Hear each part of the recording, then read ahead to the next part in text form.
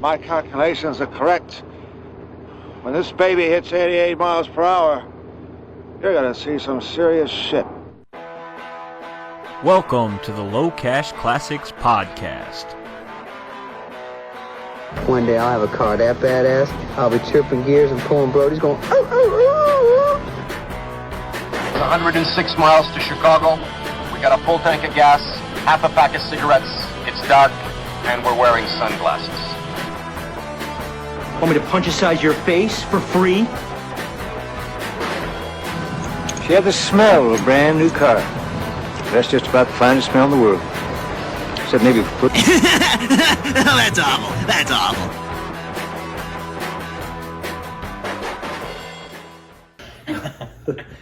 Hey guys, what's going on? Kyle here with Steve. And this is our first episode of the Low Cash Classics Podcast. We'll be talking about all our personal project cars that we can't afford to build. Yeah, so Steve and I are what you would consider hoarders. But is it hoarding if your shit's cool? It's cool, yeah. And organized to some degree. I disagree with that part. My shit's not organized. Yours is somewhat organized compared to mine. Compared to mine, yours is organized. Tools is the big thing. Yeah. So, kind of what we're going to do with this podcast is we'll probably have a couple different people on. We'll talk about basically old cars and building them with zero budget. Yeah, anything and everything to do with cars. And when you got no money like us, you kind of have to learn how to do it yourself. Oh yeah, you either learn how to do it yourself or you just sit and look at it. I like doing that part. Right, it's a do it yourself, a DIY for no budget. Yeah. Car restoration. So, but none of our shit's done, so don't take any advice from us. This is just for purely entertainment. Although the other day we did get a record of 2 or 3 cars running. Yeah, we actually I got 2 running, and you got your Beetle running, so we had 3 cars running at one time. That's a record. For 10 minutes. Yeah, none of them are drivable, but they run. So we talked about Steve and I being hoarders, so how many project cars do you have right now? I tried to count the other day. I think currently I have 16 cars total. Holy shit. And that's with my daily drivers. Yeah. And then some of them are just parts cars, but I'm going to count them anyways. Yeah.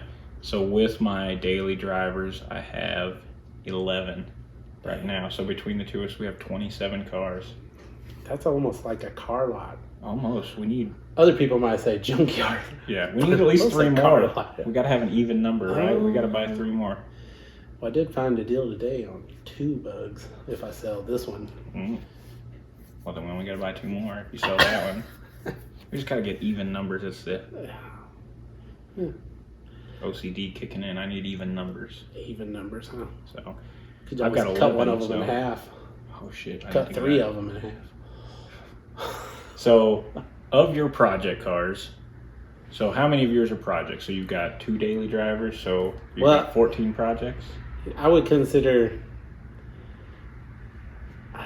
say 4 for sure that I want to eventually restore.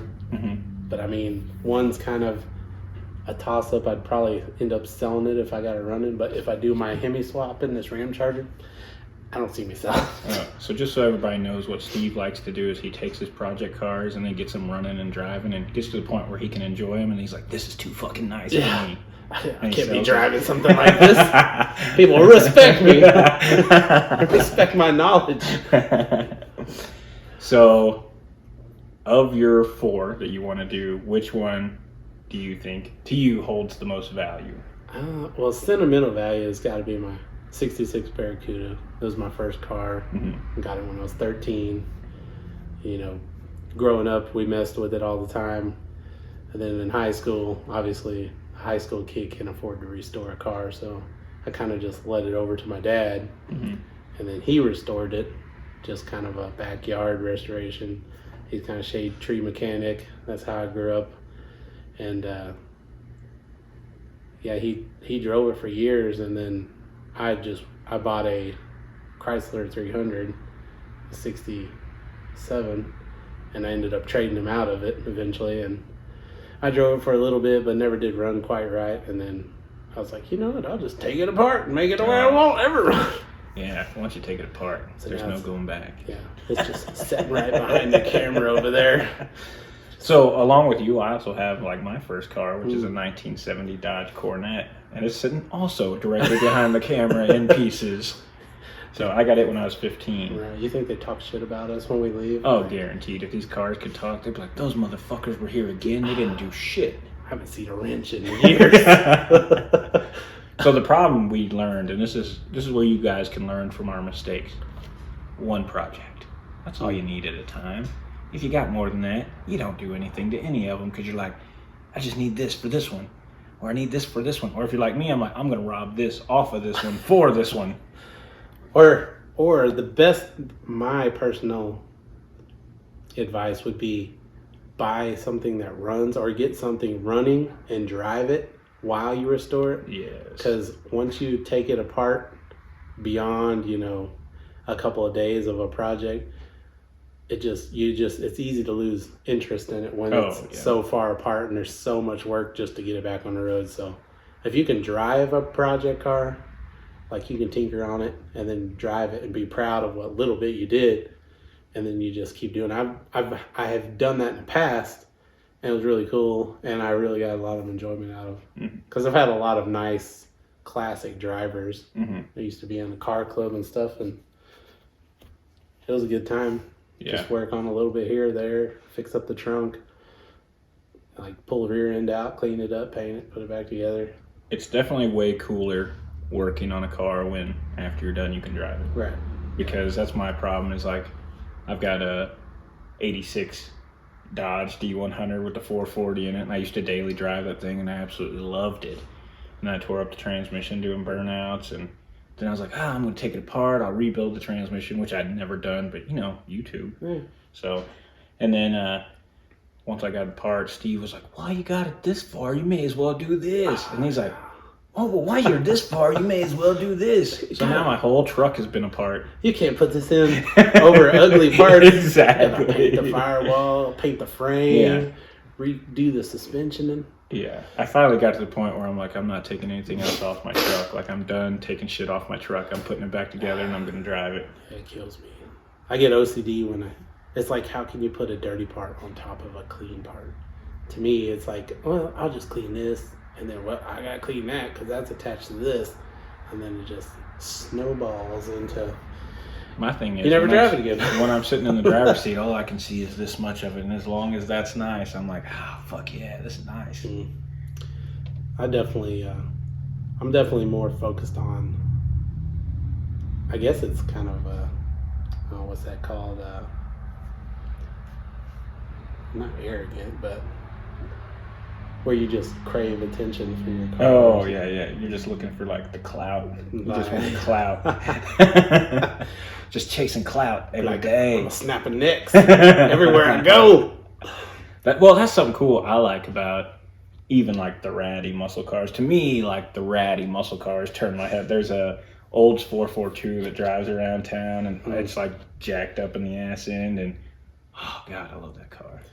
Yeah, I've been in that crowd. I used to have a 74 Charger I drove to work every day, and it was, the quarter panel flapped in the wind when I drove it. But man, that was the best sounding exhaust. It was like glass packs from the early 80s, late 70s, and it just had that perfect tone, and the engine ran good, but it looked like dog shit. Oh yeah. But the thing is, when it looks like shit, you don't have nice paint, you're not worried about scratching it. You're doing burnouts at every stop sign. Like, you still get thumbs up. You still get thumbs up. You do.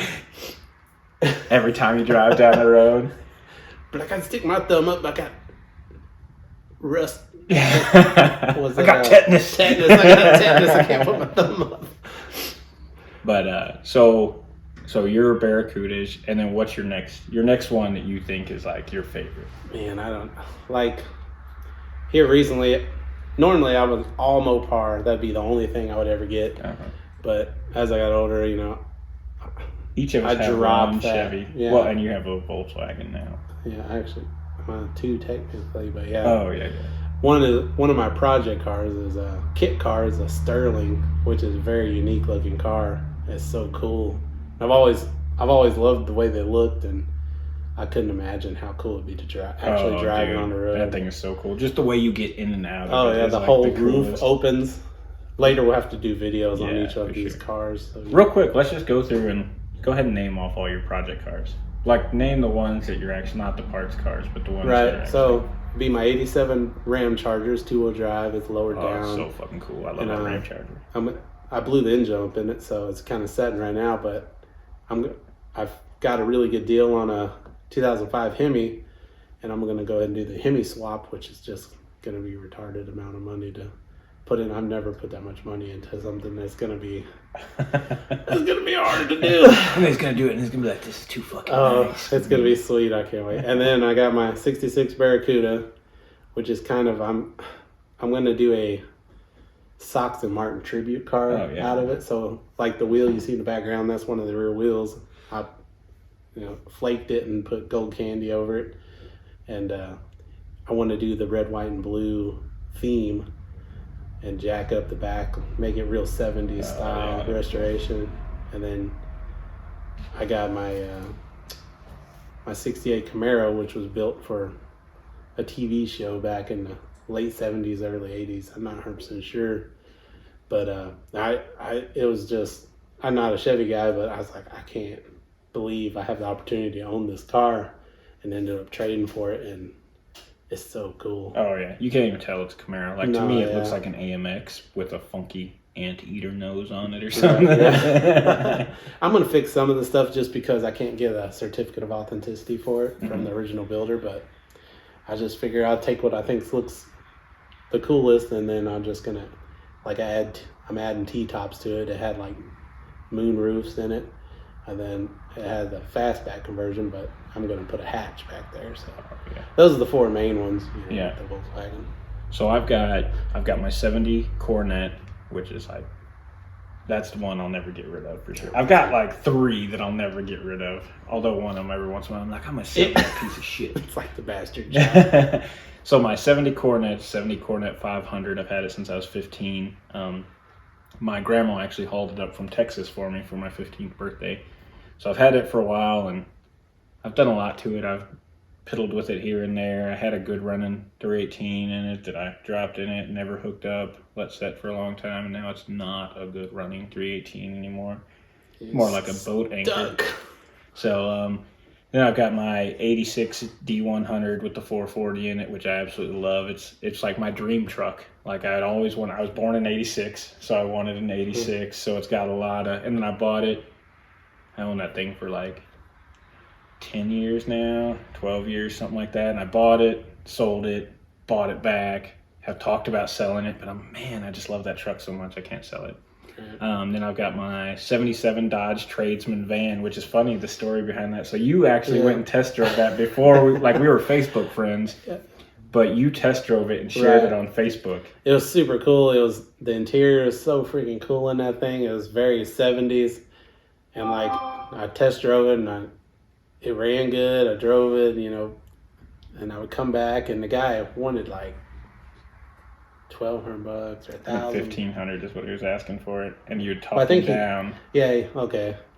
And then I just couldn't make myself, because it's a long van, and I wanted a shorty. Mm-hmm. So I was like, it's just like, at the time I was real tight on money, so I was like, it's not worth it. So I think I'd let you know about it. Yeah, so you shared it on Facebook, and you and I were Facebook friends. We had never actually met, like, in person. We were Facebook friends. We were both Mopar guys. And so I saw it, and it's funny because I had drove by the van like a week before. I was going to one of my kids' baseball games, and I saw that van. I was like, damn, that's a cool-ass van. I should stop and talk to them about that. And then I saw you share it on Facebook, and you said, hey, I went and drove this van. It's really cool. It runs good. Somebody should buy this thing. And so immediately I just took $1,000 cash. I was like, hey, man, I'll give you $1,000 cash right now. He's like, okay. I drove it away. Drove it to the gas station, put gas in it, drove it all the way home. Doesn't it have a Charger gas cap? Yeah, it's got the flip gas cap, and that's what everybody on all the van pages are like, how do you put that on there? And Steve always tags me in it. Yeah, just bolts right on. So that's one that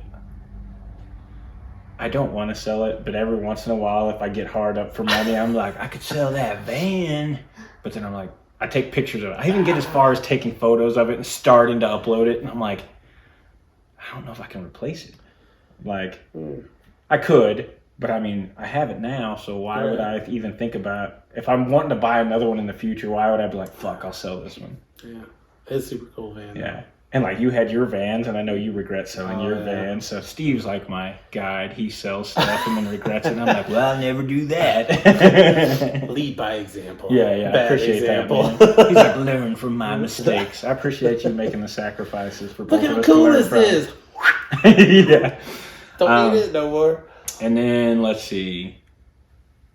Really, that's like my main projects of my kids. Each one of them's got a car, so. Like your Barracuda's pretty cool story about how you got it. So anybody who follows our Low Cash Classics page, our Low Cash Classics started as me and my buddy Jason were working up in New Jersey, and we found this 67 Barracuda on Marketplace for like $2,000. And I was like, damn, that's cheap. And I had an 89 Ram Charger at the time that was all lifted that my brother was trying to buy. And I was like, hey, if you'll give me $2,000 for that Ram Charger, I'll take it. And I'll go buy that Barracuda for my kid. Well, we went out to look at this. It was in Catskill, New York. So it was like an hour and a half from where we were working. Drive out there. There's already people there looking at it. And I'm like, fuck, they're going to buy it. Because it was a good deal. It seemed like a good deal. And those guys were talking about it. And they're like, I don't know. And I pulled the owner off to the side. I'm like, listen, man, I'll buy the car for the $2,000 you're asking if you'll let me use your garage and tools for a couple weekends so we can go through it, because I'm going to try to drive it home to Missouri, and it was like 1,600 miles or something like that. Hadn't been on the road in like 12 years. So he's like, all right, I'll do that. Dude, the dude was so fucking cool. He even so me and my buddy Jason, we bought the car that day.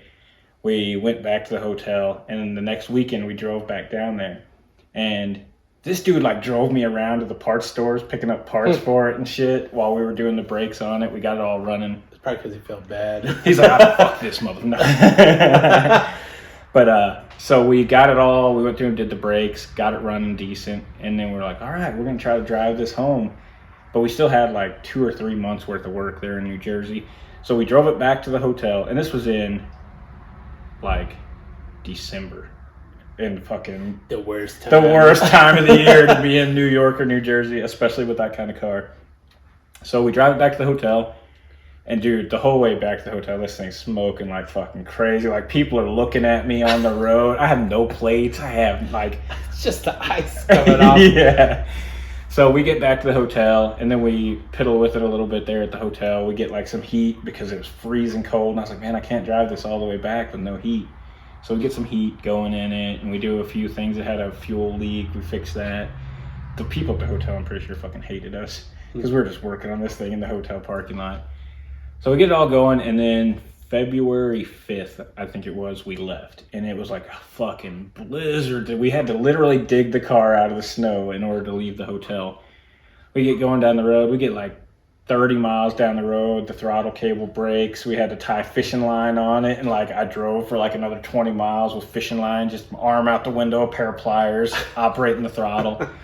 Get to a parts store, replace that, and then we get back on the road. And we had a series of mishaps throughout. We ended up not making it home. We drove the car 450 miles, broke down on the side of the turnpike. All our bolts came out of the torque converter, and we drove around for an hour trying to find the bolts to fix it. But all we could get were Lowe's bolts, so they stuck out too far. So they were hitting on it as it spun around, and you could hear the whole time it was running. I was like, man, I can't drive the whole thing like this.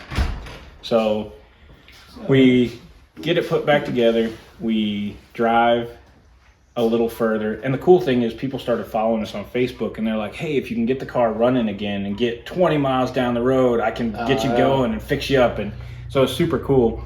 But it started snowing like crazy. And we had another transmission, and we had everything prepped to change a transmission on the side of the highway, but not in a blizzard. It was snowing so hard. I was like, man, fuck this. I drove down there in a Honda Civic Hybrid. That's the only other vehicle we had. I was like, hook a tow strap onto this thing. We're going to pull it down the highway to a truck stop.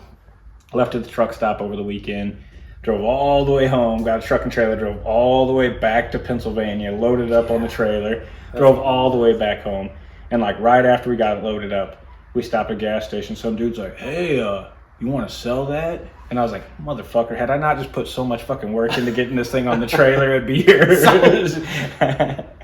So then I got it home, gave it to my kid for his birthday, and at first he was super into it, and then he started chasing women, and he had way less interest. Happens. Yeah. Happens at the best So, times. but that's a cool one. That car's cool. It's got a nice story to it. It does, so yeah. we got a lot of video, well, a little bit of video of actually like working on it, and a little bit of video driving it down the road and stuff. But that's probably like my coolest car. It's just something you adventure. don't see people do anymore. Yeah. Like nobody tries. I mean, there's guys on YouTube that do that for their channel, but like just to do it. Oh, I mean, yeah. It's just crazy. Like when I was a kid, you know, you could buy project cars for $300 and they'd run, Yeah, or be close to running. You Yeah. know? Dude, I missed that. Yeah. Nowadays, it's like $2,000 for a piece of A crap. piece of shit. Dude, $2,000 is cheap for a piece of Oh, shit yeah. anymore. Now people are like $10,000 for Yeah. a piece of shit. I saw watch one- Gas Monkey Garage. I know what this is worth. I see one going across Barrett Jackson, identical. Yeah. Oh, if we're leaving out the giant rust holes and Yeah. missing floorboard. Dude, everybody thinks their classic car is worth $1 million anymore. So it's not, guys. Car's not worth shit. Sell it to me cheap. I'll take it. I won't take that off your hands. Don't worry, guys. It's just sitting in your way. Let us let it sit for years. Yeah, we got plenty of room for shit to sit around here. We have a hard time getting small projects done. Yeah, but we always have fun looking at them. We like to sit around, bullshit. Right? We're gonna go over here one day a week after work, and we rented this shop, and we're like, we're gonna work on our stuff. We get over here after work, and we're like, I'm gonna sit down and chill out, and Now here we are talking to you motherfuckers. Yeah. You're keeping us from working, guys. See? What the hell? at least this is somewhat productive. Yeah.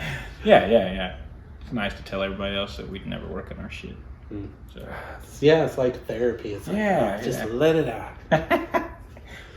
Well, and then we also, whenever we first got our shop together, we were like, you know what? We're going to take on some side work. And they were like, fuck, this fucking sucks. I didn't want to do it. Well, I did do some side Yeah. work. And then it's like, man, taking on side work, you work on everybody else's shit. You never have time to work on your own shit. Two Don't do it. jobs. Don't do it, guys.